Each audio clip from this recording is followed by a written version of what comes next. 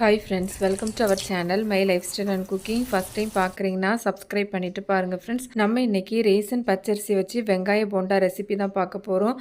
இதில் கோதுமை மாவு, அரிசி மாவு, கடலை மாவுன்னு வேறு எதுவுமே சேர்க்கல. 2 வெங்காயம் பச்சரிசியும் போதும். நல்லா மொறு மொறுன்னு சூப்பரான டேஸ்ட்டாக இருக்கும். ரொம்ப ஈஸியாக செஞ்சிடலாம். வாங்க இதை எப்படி பண்ணலான்னு பார்க்கலாம். இது செய்கிறதுக்கு ஒரு பாத்திரம் ஒன்று எடுத்துருக்கிறேன். இதில் 250 ml கப்பில் 1 கப் அளவுக்கு ரேசன் பச்சரிசி எடுத்துருக்கிறேன். நீங்கள் எந்த பச்சரிசி வேணாலும் எடுத்துக்கலாம். இதை ஒரு 3 நேரம் நல்லா கழுவி எடுத்துட்டு தேவையான அளவு தண்ணி சேர்த்து இதை ஒரு 2 மணி நேரம் இல்லைனா குறைஞ்சது ஒரு 1 மணி நேரமாவது நம்ம இதை ஊற வச்சுக்கலாம்.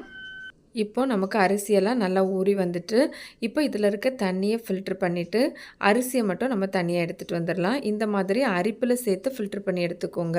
நமக்கு இந்த ரெசிபிக்கு தண்ணிலாம் எதுவும் இருக்கக்கூடாது. அதனால் இந்த மாதிரி கம்ப்ளீட்டாக தண்ணி இல்லாமல் ஃபில்ட்ரு பண்ணிவிட்டு ஒரு மிக்ஸி ஜாருக்கு அரிசி மாற்றி எடுத்துக்கலாம்.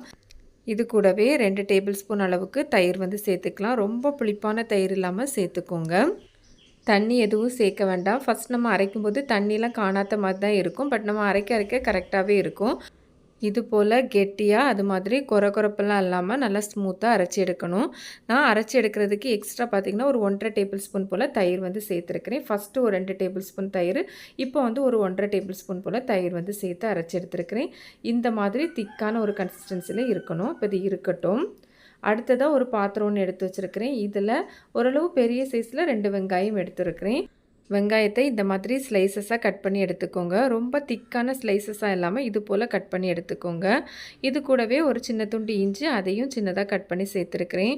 கூடவே கருவேப்பிலையும் சின்னதாக நறுக்கி சேர்த்துருக்கிறேன். இது கூடவே பொடியாக நறுக்குன கொத்தமல்லி இலையும் சேர்த்துக்கலாம். இது கூடவே 1 டீஸ்பூன் போல் வத்தல் பொடி சேர்த்துருக்கிறேன். நீங்கள் உங்கள் காரத்துக்கு தக்கன நீங்கள் சேர்த்துக்கலாம். இல்லை வத்தல் பொடி வேண்டான்னா அதுக்கு பதிலாக மிளகாய் கூட சின்னதாக கட் பண்ணி சேர்த்துக்கலாம். கூடவே ஒரு 1/4 டீஸ்பூன் போல் மஞ்சள் பொடி சேர்த்துருக்கிறேன். 1/4 டீஸ்பூன் ஜீரகம் சேர்த்துருக்கிறேன். ஜீரகத்துக்கு பதிலாக பெருஞ்சீரகம் வேணாலும் நீங்கள் சேர்த்துக்கலாம். இது கூடவே இதுக்கு தேவையான அளவு உப்பு சேர்த்துக்கலாம். நம்ம ஏற்கனவே மாவு அரைக்கும் போல் உப்பு எதுவும் சேர்க்கலை. ஓவராலாக இந்த ஸ்நாக்ஸுக்கு தேவையான அளவு உப்பு இந்த டைமில் சேர்த்துக்கலாம். இப்போ இதை கையை வச்சு நல்லா கலந்து எடுத்துக்கலாம். நம்ம கலந்து எடுக்கும்போது கையை வச்சு இந்த வெங்காயத்தில் நல்லா ப்ரெஸ் பண்ணி நம்ம கலந்து எடுக்கும்போது நல்லா தனித்தனியாக உதிரியாக நமக்கு வந்துடும். இந்த ரெசிபிக்கு நம்ம தண்ணி எங்கேயுமே சேர்க்கக்கூடாது. அப்போ தான் நமக்கு கரெக்டான கன்சிஸ்டன்சியில் வெங்காய போண்டா மாதிரி போட்டு எடுக்கிறதுக்கு நமக்கு கரெக்டாக இருக்கும். இது போல் நம்ம ரெடி பண்ணி எடுத்துக்கலாம்.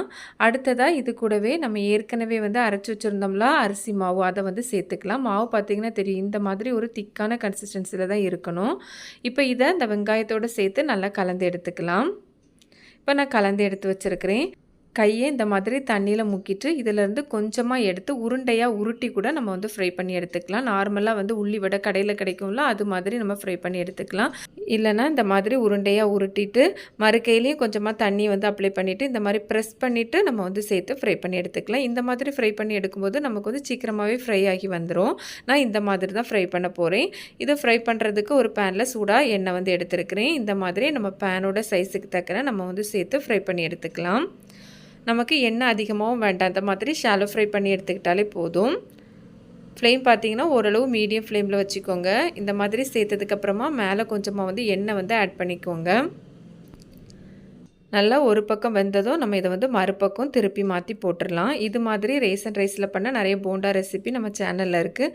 அதோட பிளேலிஸ்ட் லிங்க் எண்ட் ஸ்க்ரீனில் கொடுத்துருக்கிறேன். சேனலையும் விசிட் பண்ணி பாருங்கள். கண்டிப்பாக உங்களுக்கு யூஸ்ஃபுல்லாக இருக்கும்.